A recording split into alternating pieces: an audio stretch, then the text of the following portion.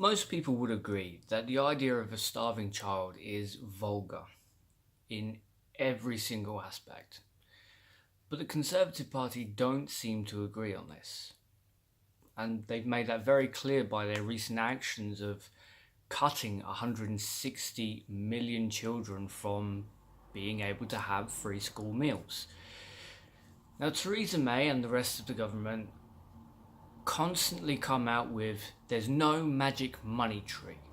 We must fasten our belts, and using this as an excuse as to why they have inevitably set 160 million children to go without food. But here's why that doesn't make a lot of sense. And it's not just because the government is meant to serve the people. It doesn't make a lot of sense because Theresa May has just announced that she will put in £50 million into grammar schools. Now, grammar schools pretty much pay for themselves. Yes, they can always do with a little bit more funding, but certainly not £50 million. Especially when we have such a shortage in public schools. But this goes to the heart of the issue of what the Conservative Party have been doing since they first took office. Crippling public sectors and public services and promoting private ones.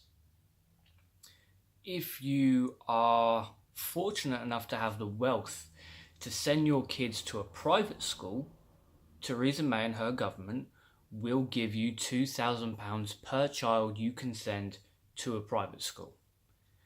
£50 million is now being given to grammar schools which pay for themselves.